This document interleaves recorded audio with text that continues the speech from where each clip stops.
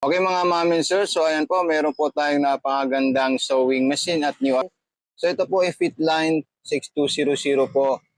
Start button po natin, revision, lagayan ng sinulid sa taas, then speed control, then brand ng singer, distance or spacing, then selector position, okay?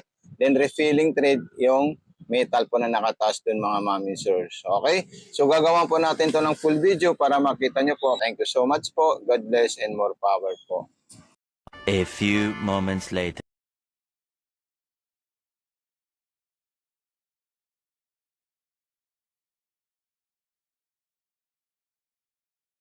Magandang hapon po mga mami sir. So ito na po yung pinakahihintay natin yung arrival natin na sewing machine. Singer brand model Fitline 6200. Then multiple stitches po siya mga mami sir.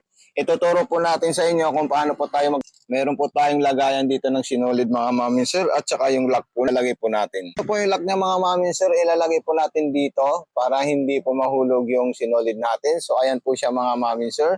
Ilalagay po natin dyan. Then, dire-diretso po natin dito kasi may arrow po tayo na susundan mga mami sir.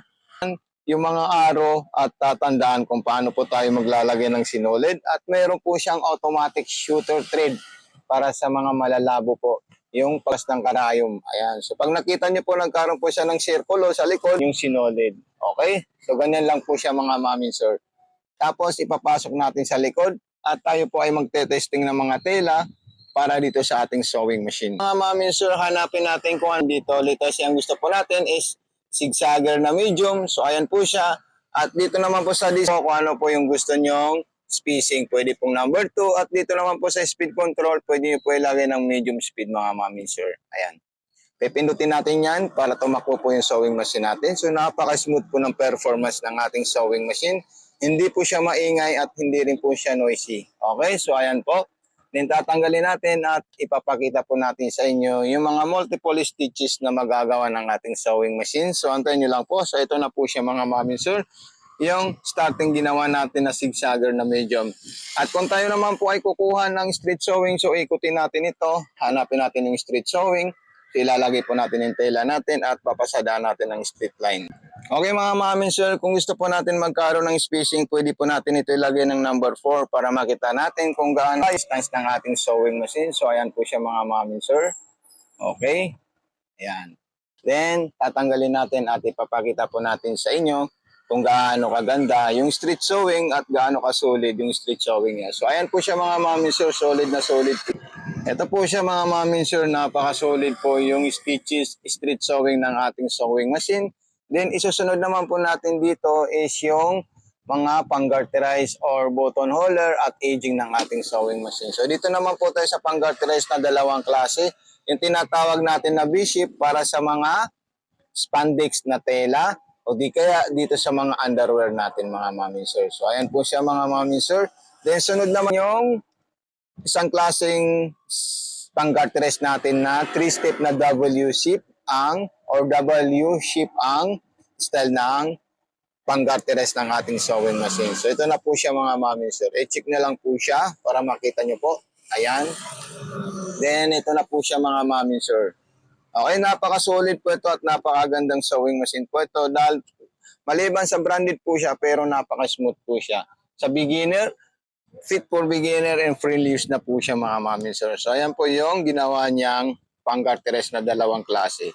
Then dito naman po tayo sa double stitch para sa pang-maong or pang-baston, back to original na panahe. So meron po siya mga mami sir.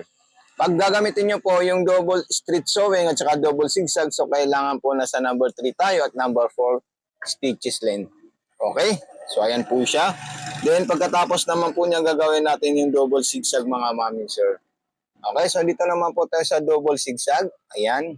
Para makita natin yung differences ng single zigzag, double zigzag, or pang baston at saka ordinary stitches na street sewing mga mami sir.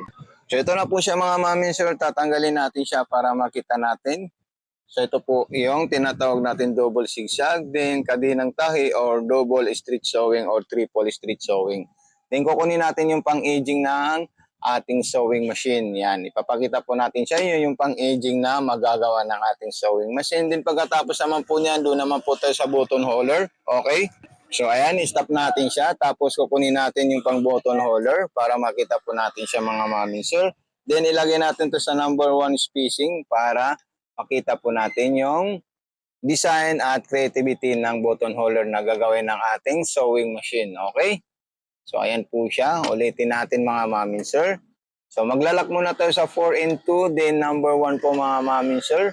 Kasi yung po yung forward na gagawin ng ating sewing machine. Then, lock ulit sa number 4 and 2. Then, number 3 naman para mag-reverse po siya at matapos po niya yung button holder na pagawa natin sa kanya. So, ayan po mga mamin sir. E-check nyo po, napaka-solid po siya at napakaganda. So, ito po mga mamin sir. Ayan, button holder guide. Then edging, then double stitch, pang-garterize, zigzagger na malaki, zigzagger na maliit, at straight sewing. So all-in-one na po yan mga mami sir. Okay?